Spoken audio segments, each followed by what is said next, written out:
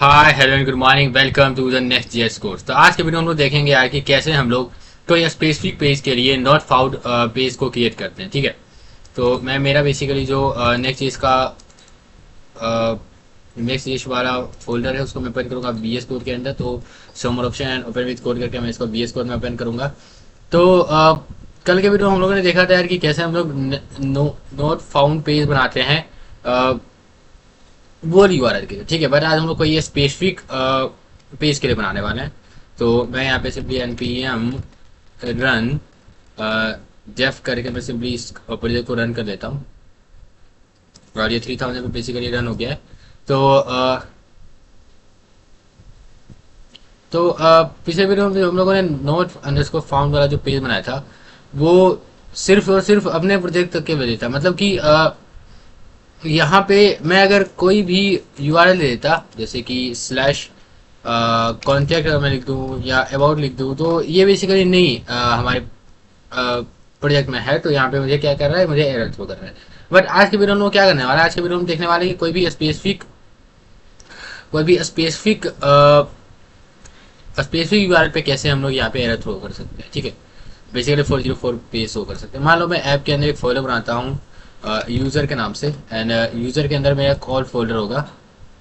सबसे पहले तो एक फाइल बनाता है यूजर के अंदर पेज डॉट जेएस और मैं यहाँ पे लिखूंगा simply export default function user नाम का ही बनाते हैं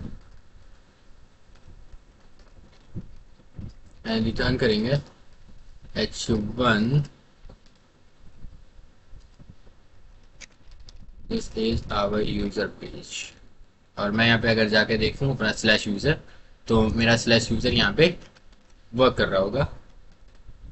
तो यहाँ पे देख सकते हो this is our user page, यहाँ मुझे देखने को मिलेगा। मतलब अपना यूजर पेज जो है वो चल रहा है।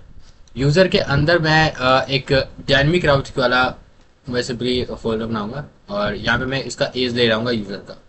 ठीक है, और इसके अंदर मैं एक फोल्डर फाइल बनाऊंगा पेज डॉट जेएस नाम का और इसके अंदर मैं लिखूंगा एक्सपोर्ट डिफॉल्ट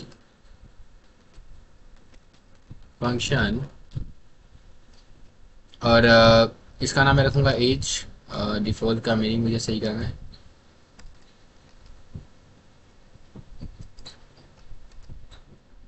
और इसमें बेसिकली मुझे परम्स भी पास करना पड़ेगा क्योंकि मैं यहाँ पे डिफॉल्ट राउट को क्रिएट कर रहा हूँ, डायनेमिक राउट को क्रिएट कर रहा हूँ। एंड यहाँ पे मैं क्या करूँगा, सिंपली रिटर्न कराऊंगा h1 मैं लिखूंगा the age of user is और मैं पे लिखूंगा परम्स डॉट एज। और यहाँ पे अगर जाने के बाद मैं यूजर के बाद सिंपली कुछ लिख दूँ कोई नंबर जैसे 56। तो यहाँ पे आना चाहिए the age of user is 56। अब यार कोई यूजर का एज मान लो 100 से ज्यादा नहीं हो सकता है। तो वहां पे अगर 100 से ज्यादा मैं अगर यहाँ पे पास कर दूं 561 तो किसी का एज 561 नहीं हो सकता है, जनरली नहीं होगा है। तो यहाँ पे हम लोग क्या करते हैं, यहाँ पे हम लोग चाहेंगे कि यहाँ पे अगर एज जो हमारा 100 से ज्यादा हो तो यहाँ पे क्या है बेसिकली 404 पे रेंडर। तो यहाँ पे हम लोग यार कंडीशन लिख सकते हैं कि if params dot age is greater than 100 तो हम लोग क्या करना चाहते हैं, तो हम लोग अपना एरर पेज को सिंपली रेंडर करना चाहते हैं। तो एरर पेज हम लोग को कहाँ से मिलेगा, एरर पेज हम लोग को मिलता है यहाँ पे आप लोग को इंपोर्ट करना पड़ेगा। आप लोग लिखना import not found from next slash navigation. और जैसे आप लोग नॉट फाउंड को यहाँ पे इंपोर्ट कर लेते हो आप लोग यहाँ पे डायरेक्ट नॉट फाउंड लिख सकते हो और इसको कॉल कर सकते हो। अब जब नॉट फाउंड का डिस्क्रिप्शन आप लोग पढ़ोगे तो यहाँ पे लिखा है not found this function allow you to render the Node.js file without segment as well as inject the tag. Not found can be used to serve a component to count। मतलब यार इसका बेसिकली ये काम होता है कि आपके जहां पे आप लोग नॉट फाउंड यूज कर रहे हो ना उस फोल्डर के अंदर अगर कोई पेज डॉट नॉट फाउंड उसको जेस कोई फाइल एग्जिस्ट करता है तो उसको ये क्या करेगा वहां पे रेंडर कर देगा। तो यहाँ पे मुझे बनाना पड़ेगा नॉट फाउंड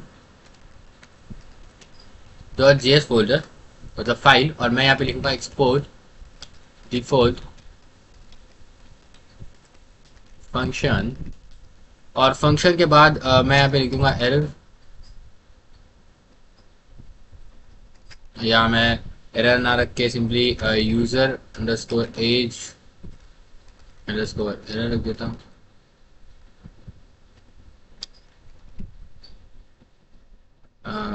नॉट फाउंड,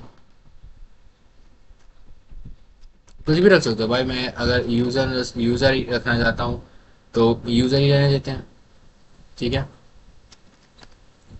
और यहाँ पे मैं रिटर्न करा देता हूँ। रिटर्न में मैं लिख देता हूँ कि भाई यहाँ पे रिटर्न होगा एक div जिसमें कि यहाँ पे होगा